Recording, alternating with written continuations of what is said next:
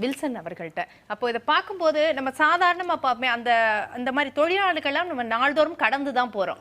ஆனா, இப்போ ஒரு கேள்வி நம்ம ஒண்ணு கேட்கும்போது, அந்த குமுறல்கள் அப்படின்னு வருதுல்ல, அதுல வரக்கூடிய விஷயங்கள் அப்படின்னு நம்ம பார்க்கும்போது, ரொம்ப ஒரு பெரிய அதிர்ச்சிக்குள்ளாகிறதா தான் இருக்கு. அதுவும் இந்த பாலின பாகுபாடு.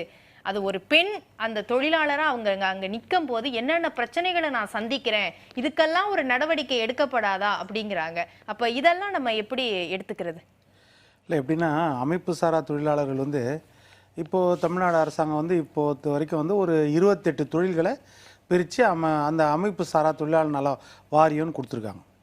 ஆனால் அந்த வாரியத்தில் இருக்கிறவங்களுக்கு தொழில் பாதுகாப்பு இருக்கிறதா அப்படின்னு கேட்டால் இல்லை.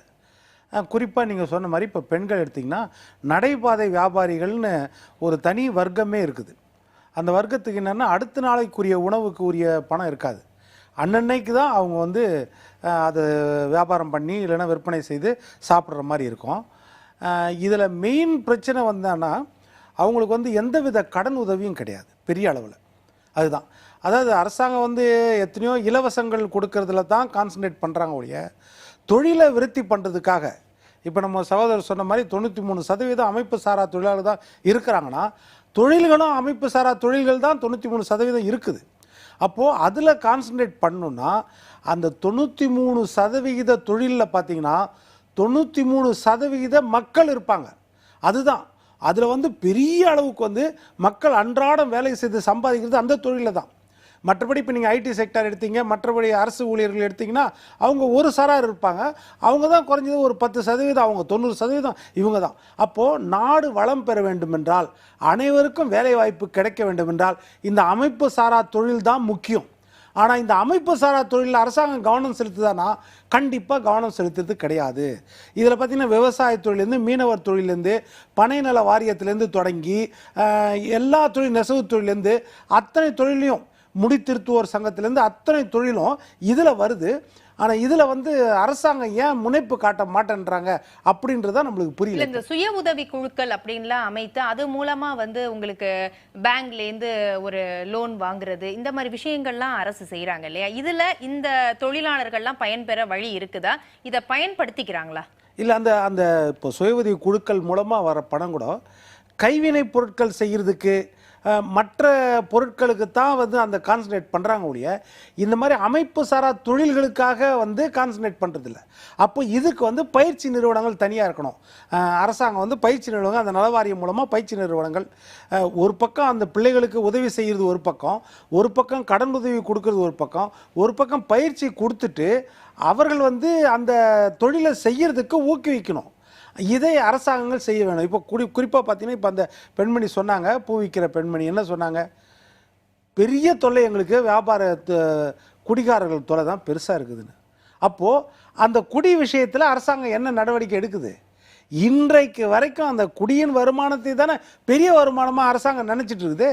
அப்போ அதில் ஏன் மாற்றத்தை கொண்டு வர முடியல? இன்றைக்கு அந்த குடியை நிறுத்துவதற்காக அரசாங்கம் வந்து இப்போது இந்த தேர்தல் அறிக்கையில் கூட திமுக அரசாங்கம் கொடுத்துருந்துச்சு, படிப்படியாக குடியை நிறுத்துவோம்னு. ஆனால் இன்றைக்கு வரைக்கும் எந்த படிப்பினையும் அவங்க கற்றுக்கலையே, வெறும் வார்த்தையில் சொல்கிறது மட்டும்தான் இருக்குது ஒழிய இப்போ சாதாரண பாமர மக்கள் நம்ம பார்க்குறோம். ஒரு பானை சோற்றுக்கு ஒரு சோறு பதம்ன்ற மாதிரி ஒரு தாய்மார் வந்து இவ்வளோ ஆதங்கத்தோடு சொல்கிறாங்கன்னா அது ஏன் அரசாங்கத்தின் காதுகளில் எட்ட மாட்டேங்குது அப்படின்ட்டு தான். ஏன்னா குடியை வந்து சுத்தமாக ஒழிக்க முடியுமானா இருக்க முடியாது. ஆனால் இலைமறைவு காயாக இருக்கலாம், ஆனால் அதையே ஒழிக்க மாட்டாங்க. ஆனால் என்னென்னா இன்றைக்கு முக்கியமான விஷயம் என்னென்னா 12 மணி நேரம் வேலை திட்டத்தை நோக்கி நம்ம பயணிக்கிறோமா அப்படின்ற ஒரு சந்தேகம் வருது. அதை நம்ம திரும்ப பேசுவோம். 12 மணி நேரம் அப்படிங்கிறது மறுபடியும் நம்ம திரும்புறோமா? இது ஒரு சவாலான விஷயம். ஜெய்சங்கர் அவர்கள் சொல்லும்போது தொழில்நுட்ப வளர்ச்சியும் இப்ப இருக்கு. அப்படி இருக்கும்போது அதையும் பயன்படுத்திக்கங்க, மனித வளத்தையும் பயன்படுத்திக்கங்க அப்படிங்கிறத கருத்தா வைக்கிறாரு. ஆனா இன்ஃபோசிஸ் நாராயணமூர்த்தி அவர்கள் சொல்லும்போது ஒரு ஏழை குழந்தையுடைய எதிர்காலம் ஒரு இளைஞருடைய தோளில் இருக்கிறது, ஏன் நீங்க உழைக்க தயங்க மாட்டேங்கிறீங்க அப்படிங்கிற கேள்வியை அவர் வைக்கிறார். இல்லை, அதாவது மற்ற நாடுகளுக்கும் நம்ம நாடுகளுக்கும் இருக்க வித்தியாசம் நிறையா இருக்குது. இங்கே வந்து மனித வளம் மிக்க நாடு இது ஒரு பக்கம். இன்னொரு பக்கம் அவர் சொன்னது வந்து கொரோனா காலம் முடிந்த உடனே அவர் சொன்னது குறைஞ்சது வந்து ஒரு 2 to 3 ஆண்டுகளுக்கு நம்ம வந்து வாரத்தில் 60 மணி நேரம் வேலை செய்யணும் அப்படி இருந்தால் தான் நல்லாயிருக்கும் அப்படின்ற மாதிரி அவர் சொன்னார். அது அவர் கருத்து, அது தனிப்பட்ட முறையில் அவருடைய கருத்து, ஒரு நிறுவனர் தொழில் அதிபர்ன்றதுக்காக அவர் சொன்னது கருத்து. ஆனால் நம்ம பொதுவாக பார்த்தோன்னா மத்திய அரசே வந்து இந்த 12 மணி நேர வேலைக்கு வந்து ஒரு மசோதாவை வந்து தாக்கல் பண்ணி அமெண்ட்மெண்ட் கொண்டு வந்தாங்க. 1948 தான் நம்ம வந்து ஃபேக்ட்ரிஸ் ஆக்ட் வச்சுருக்கோம். அந்த ஃபேக்ட்ரிஸ் ஆக்டில் வந்து அமெண்ட்மெண்ட் கொண்டு வரணும் அப்படின்னா அதில் தொழிலாளிகளுக்கு வந்து உரிமை கொடுக்குற ஒரு 4 சட்டங்கள் இருக்குது. 51 செக்ஷன் 51, 52, 54, 56, 59 5 செக்ஷன் இருக்குது. அதில் 51 என்ன சொல்லுதுன்னா, வாரத்தில் 48 மணி நேர வேலை, ஒரு நாளைக்கு 8 மணி நேர வேலை தான், இதுதான் வாங்கணும். இதுதான் மனித உளவியல் பிரகாரம் ஒருத்தரை வேலை வாங்குறது. 8 மணி நேர வேலை, 8 மணி நேரம் குடும்பத்தை பார்க்கிறதோ, 8 மணி நேரம் தூக்கம். இதுதான் வந்து நம்ம வந்து சொன்ன மாதிரி 1880களில் வந்து சிகாகோ போராட்டத்துக்கு முன்னாடியே வந்து ஃப்ரான்ஸில் முதல் நெசவு தொழிலாளர்கள் போராட்டம் நடந்துச்சு, ஆஸ்திரேலியாவில் நடந்துச்சு, ரஷ்யாவில் நடந்துச்சு. அதற்கு பிறகு சிகாகோ போராட்டத்தில் தான் 7 பேரை வந்து தொழிலுக்காக, அதாவது அந்த உரிமைக்காக போராடின தொழிலாளிகளை 7 பேரை தூக்கில் போட்டாங்க அமெரிக்காவில். அந்த நேரத்தில் தான் மிகப்பெரிய புரட்சி வெடித்து அதற்கு பிறகு தான் அமெரிக்காவே 1894 தான் 8 மணி நேர வேலைக்கு அங்கீகாரம் கொடுத்தாங்க. ஆனால் அதை இம்ப்ளிமெண்ட் பண்ணுறதுக்கு 22 வருஷம் ஆச்சு அவங்களுக்கு. ஏன்னா அப்போ தொழில் அதிபர்களெல்லாம் மிகப்பெரிய போராட்டம். ஏன்னா முதலாளித்துவ நாடு அமெரிக்கா. அவ்வளோ பெரிய போராட்டத்துக்கு நடுவில் ரத்தம் சிந்தி இந்த உரிமையை மீட்டெடுத்தார்கள் தொழிலாளர்கள். 8 மணி நேர வேலைன்றது அந்த இதுக்கு வந்து ஒரு அமெண்ட்மெண்ட் கொண்டு வந்து 51வது செக்ஷன் வந்து 48 மணி நேர வேலை, 52வது செக்ஷன்னா வாரத்தில் ஒரு நாள் தொழிலாளிக்கு விடுமுறை கண்டிப்பாக கொடுத்தாகணும். ஆனால் இன்றைக்கி காவல்துறையில் அது இருக்குதானா மிகப்பெரிய கேள்விக்குறி. காவல்துறையில் நவீன உலகத்தில் நம்ம வந்துட்டோம். ஆனால் இன்றைக்கும் காவல்துறைக்கிட்ட அந்த வார விடுமுறை கிடையாது. அது ஒரு பக்கம். இன்னொரு பக்கம் என்னென்னா 54வது வாக்குறுதி தேர்தல், அது 54வது சட்டம் என்ன சொல்லுதுன்னா, அவர்களுக்கு வந்து மேக்சிமம் வந்து ஒரு நாளைக்கு 9 மணி நேரம் கொடுக்கலாம் வேலை, அதற்கு மேலே கொடுக்கக்கூடாது. எந்த வேலையாக இருந்தாலும் சரி, இடைவெளி விட்டு கூட ஒருத்தரை 10.5 மணி நேரத்துக்கு மேலே வேலை வாங்கக்கூடாது. இது 56வது சட்டம். 59வது சட்டம் என்ன சொல்லுதுன்னா, நீங்கள் ஒருத்தரை வந்து 9 மணி நேரத்துக்கு மேலே ஒரு வேலை அவசியம் வேலை வாங்கினீங்கன்னா இரட்டிப்பாக சம்பளம் கொடுக்கணும். அதான் ஓவர் டைம். ஆமாம்.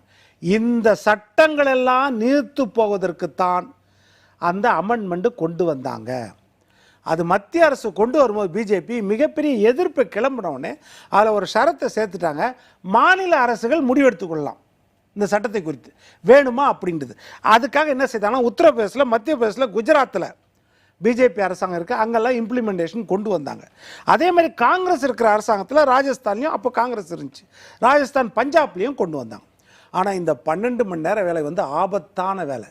ஏன்னா தொழிலாளிக்கு வந்து மூளையே கலங்கி போயிடும். ஏன்னா இன்னொரு பக்கம் என்னென்னா, சர்வதேச நிறுவனங்கள் வந்து எம்என்ஆர் செக்டர் வந்து இங்கே வந்து எம்என்சி அவங்க இங்கே தொழில் நாங்கள் தொடங்கணும்னா எங்களுக்கு இந்த ஃப்ளக்சுவேஷன் இருக்கணும், இந்த ஃப்ளக்சுவேஷன் நெகிழ்வு தன்மை எங்களுக்கு இருக்கணும் அப்படின்னு அவங்க கேட்குறாங்க. அதுக்காக நம்ம தங்கம் தென்னரசு கூட சொன்னார், கணேசன் சொன்னார், தொழில்துறை அமைச்சர், இந்த நிகழ்வுக்காகத்தான் நாங்கள் 21 ஏப்ரல் நம்ம 2023 வந்து அந்த சட்டத்தை நம்ம மசோதா கொண்டு வரோம் தமிழ்நாட்டில். பிறகு எதிர்ப்பு தெரிவித்ததால் தான் வாபஸ் வாங்கணும். இப்போ ஒரே ஒரு விஷயம் சொல்கிறேன். இப்போ நம்ம ஆட்டோ ஓட்டும் தொழிலாளர் சொன்னார், இப்போ ஓலா, ஊபரு, ரெப்பிடோலாம் வந்துருச்சு அப்படின்னு. அதில் என்ன அப்படி செய்யணும், அதுதான் அரசாங்கம் கவனிக்கணும். பழைய மீட்டருக்கு நம்ம திருப்பி பெருசாக போக முடியாது, அவங்க வந்து கேட்குறாங்க, போக முடியாது. ஆனால் என்னென்னா, கேரளா அரசாங்கம் இன்றைக்கி என்ன செய்துக்குதுன்னா, அங்கே கம்யூனிஸ்ட் அரசாங்கமே ஒரு ஆப்பை ஆரம்பிச்சிருச்சு, இந்த ஓலா ஊபர் மாதிரி. எப்படி அரசாங்கம் ஒரு பிஎஸ்என்எல் வச்சிருக்குதோ தொலைத்தொடர்பில், அதே மாதிரி அரசாங்கம் ஒரு இதை ஆரம்பிச்சிச்சு. சகாய விலையில் அவங்க கமிஷன் வாங்குறாங்க, அரசாங்கத்துக்கு கட்டணும். இப்போ இவங்க வாங்குற 30-35% வாங்காமல் இப்போ அரசாங்கம் வந்து 15-20% வாங்கும்போது அந்த தொழிலாளிகளுக்கு அதுதான் சொல்கிறேன், அமைப்பினார் தொழிலாளர்களுக்கு ஒரு ஊக்கம் கொடுக்கணும்னா இந்த மாதிரி செய்யணும். இதற்கும் வாய்ப்பு இருக்கு அப்படிங்கிற சுருக்கமாக ஜெய்சங்கர்கிட்ட